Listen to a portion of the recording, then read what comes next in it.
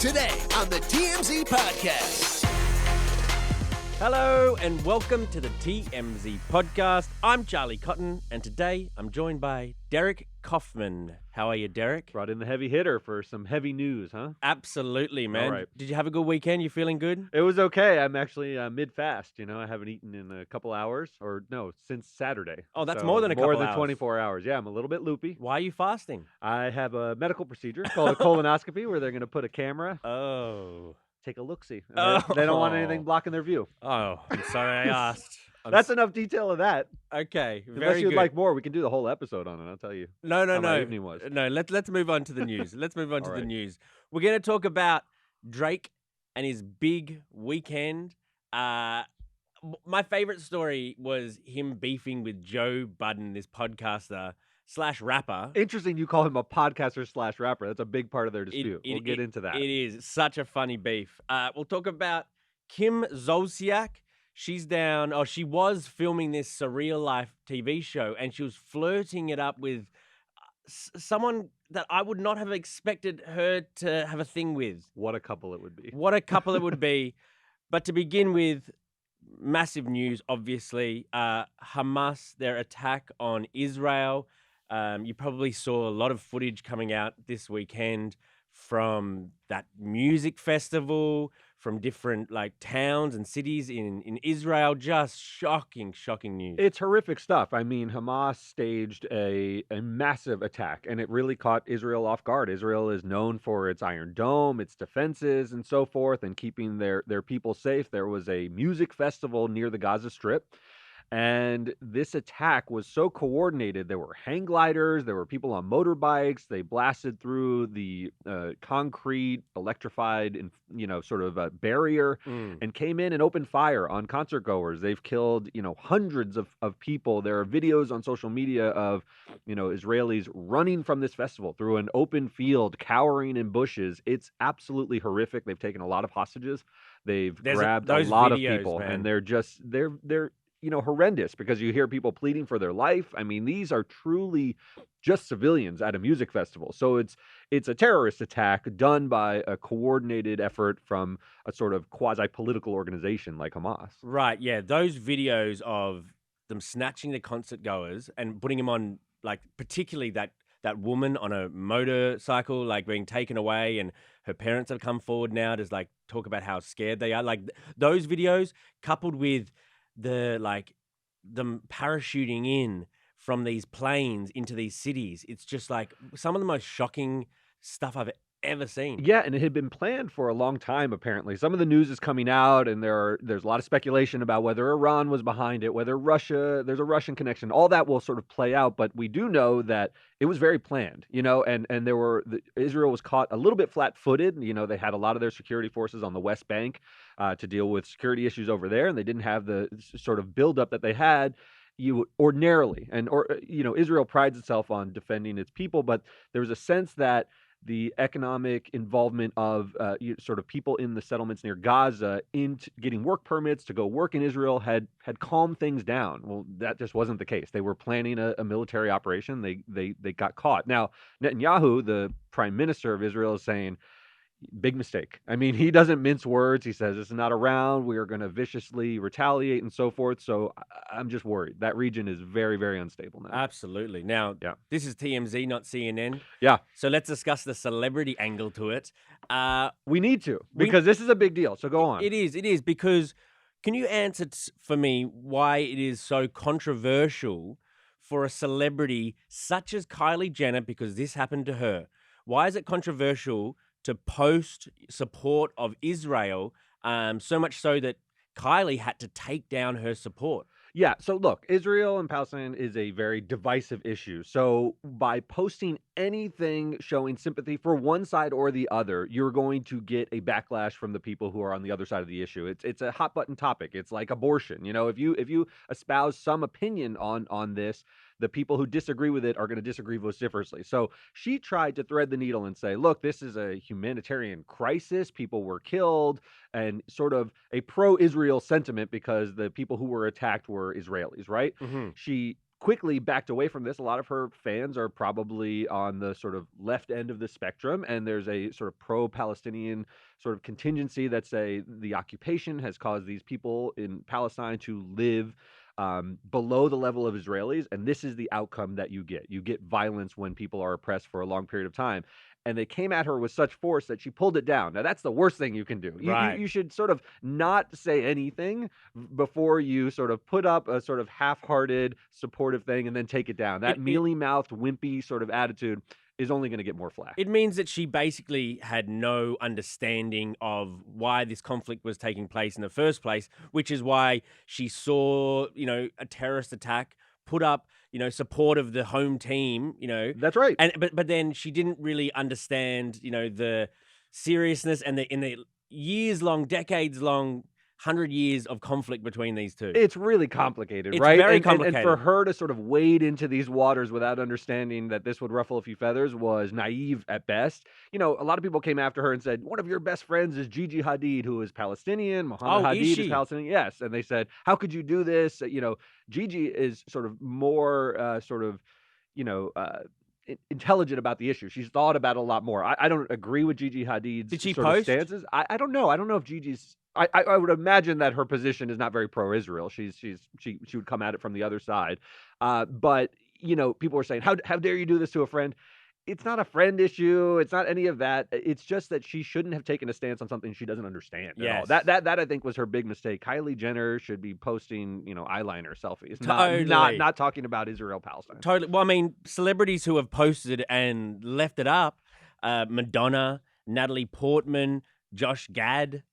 Yeah, look, we're living in a world where people are saying, silence is violence. You have to say something. So people are expecting celebrities to take a position. And I think Kylie felt some pressure to say, I need to speak up about this because there's a lot going on. And if I just post makeup tutorials, I'm going to get flack for that. I'm going to be saying I'm out of touch with what's going on in world events. This was a bad move. Those two Jenner sisters, didn't Kendall get in trouble when she handed a Pepsi to someone during the riots were happening here? Yes. They should not wade into anything any way political. Because they're lightweights. They're social media people. They're not people who should be on CNN. Have you ever seen them on CNN with Jake Tapper? But no. You're not going to. No, absolutely not. On TMZ, on the other hand. Maybe on TMZ. Now, there we go. Okay, on to our next story. Drake. He dropped his big album late last week for all the dogs, and there's so many news headlines to come out of this album. My favorite of which is his beef with Joe Budden. Now, you might not be familiar with Joe Budden, and Drake would probably like it that way. Yes.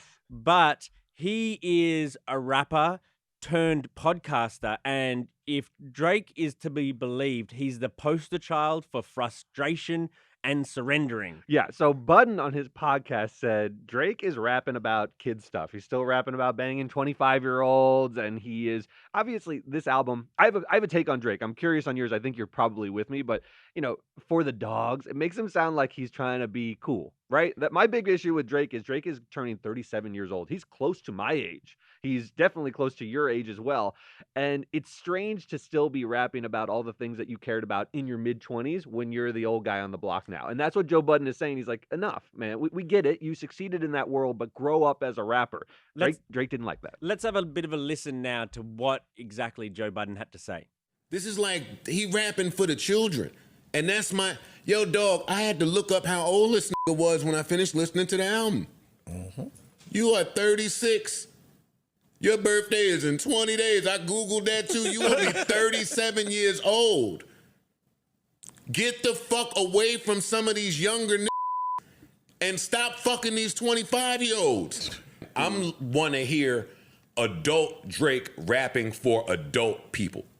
So Drake's response though is great. It's the only one he has. So that obviously went viral. That response, that feedback for the album from Joe went viral. Yeah. And so Drake then was forced to reply, calling Joe Budden that, a failure at music. You left it behind to do what you are doing now. This clip actually pays your bills. And it's true. This viral stuff is good for Joe and his podcast, but Drake's response was, you're a loser. You're a loser, Joe Budden. You tried the rap game and you failed. And he gives a lengthy sort of, funny, response to what Joe Budden said.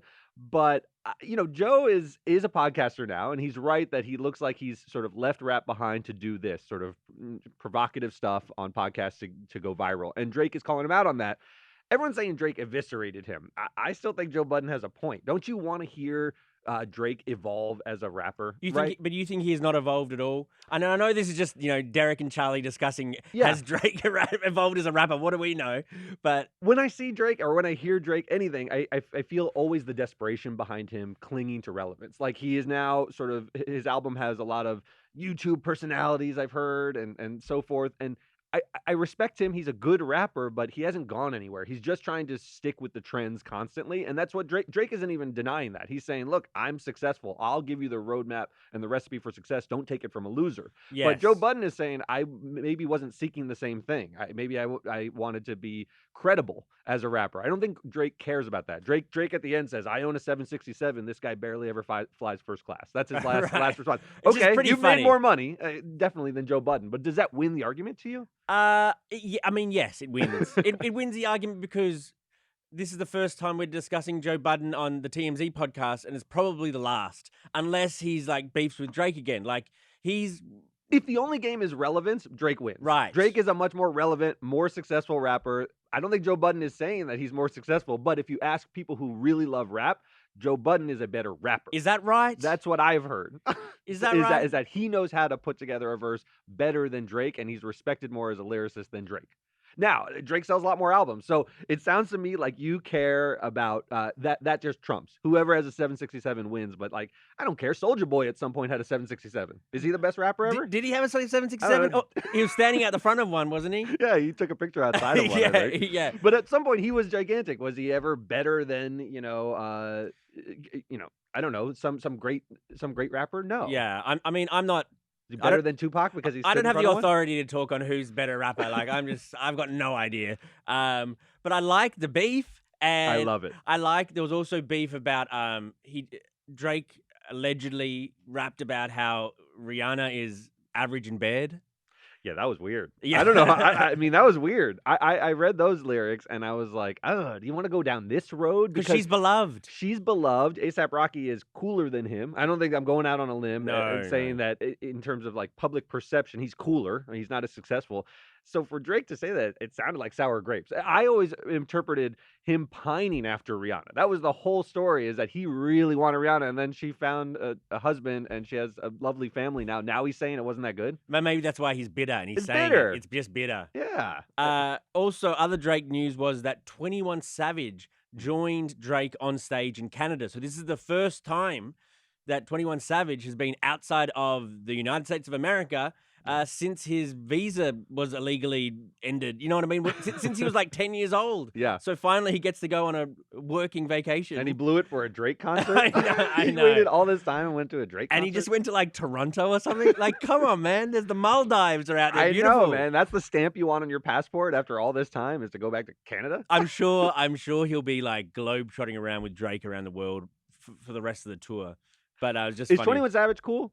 You gotta catch up. He's cool, right? Yeah, 21 Savage. I feel like a lot of people attach themselves to Drake because Drake's a huge name, but 21 Savage is more cool. That's what he does. Drake surrounds himself. He's kind of like DJ Khaled. He like kind of surrounds himself with the coolest of the cool, but he himself is pretty lame. I think so. I think he's that kid from Degrassi. Yeah. Who kind of he got famous accidentally. He's a great rapper, obviously, but I don't think that in his heart and in his soul, he's a cool guy. I think he's like a nerdy guy who knows how to put words together really well. Yeah. And he's like trying to impress the cool kids by wearing their basketball jerseys or going to their sort of what. I'm mystified by him. He's too appealing to too broad a base of people to be cool to me. Like too many people like Drake that if you're like a huge Drake fan, it says like, I don't want to be your friend. Like, right. That's sort of how I feel about Drake. Is like, there's nothing cool about him. What do you think? Way mainstream. What do you feel about Taylor Swift fans? Kind of the same, yes. Although you get like the Mels who are super weird and unique, who like Taylor Swift, and it's like, but you can't say that Mel isn't her own snowflake, man. She is. Like I think of the Drake fan as a guy who wears like a Toronto Raptors jersey and comes into the office. He's like, I love Kyle Lowry. Like, that's not a cool person. Okay, anyway, sorry, that's my feeling. Onto our final story. Kim Zolciak reportedly was flirting it up with the son of one of the most famous actors ever, Tom Hanks. So Tom Hanks's son, Not the favorite son. not the favorite son, But one of the sons.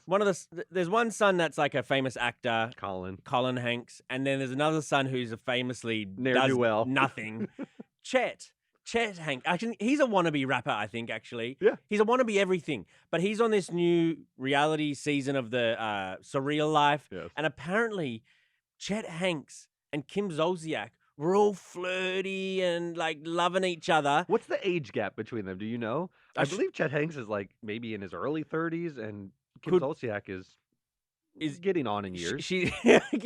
She's past her prime, Don Lemon. No, it's just older. It's just a gap. It's just notable. It's That's all. there's a notable gap. So this would be the most bizarre couple ever, and I'm sure both of them would go for it if they thought that we were on the hook and thought that we were like, this is the new Travis and Taylor.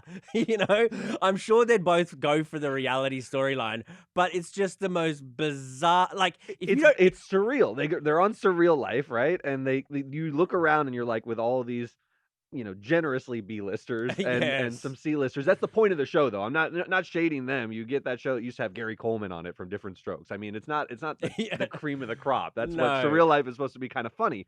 I And think they get Macy Gray or yeah, maybe she's on it as well. People, you're not going to see Drake on it. You're not going to see No. people like that. I on think Surreal there was the Life. girl from Fifth Harmony, that girl group. No, honestly, I can't remember her name. 1/5 of Harmony. Yes. Yeah. She's there. So it's a bit like that. But it would be just So- I can't. This is a good ad for the show. It's and a great ad if for the nothing show. else, because I just want to like kind of. It's almost laughing at them rather than with them. That's like, what is going on? I love it. I love every bit of it. He doesn't look entirely different from Croy Bierman. She has like a type, She likes kind of like close cropped hair and like sort of swaggy look, Yeah, right? yeah, I know, but that's he's- her thing. but also, he's not a like, football player. He's not not a as big, football but- player. He's got like tats all over him. Yeah. Doesn't he like famously do sort of like accents of different cultures you're not supposed to? Yeah, Croy, for his part, is always been very straight-laced. It's always been she's been Yes. the excitement, and Croy is the leveling influence. Like, that was their whole show, Tardy for the Party. Yes. He came in, he's like, I'm a football player. He's sort of like by the book, regimented, good-looking, with a big butt, and she really liked With that. a big butt. Well, that was the thing. She loved it. She like Oh. saw him do a charity function where he wore like these tight pants, and she was like, "That ass. That's what I want." Oh. And Croy was like, "Oh, thank you very much." And like they started a family, and he was like sort of the yin to her yang. I don't know, is the yin and yang of Chet Hanks. Have we Chet seen his Hanks butt? is Have we seen exciting. Chet's butt? Oh, it's got a nice one. He's got a nice one He's got a too? good Hanks round butt. Yeah, Okay. He does, from what I've heard. Before we go, give us your impression of Tom Hanks finding out that his son is dating Kim Zolciak.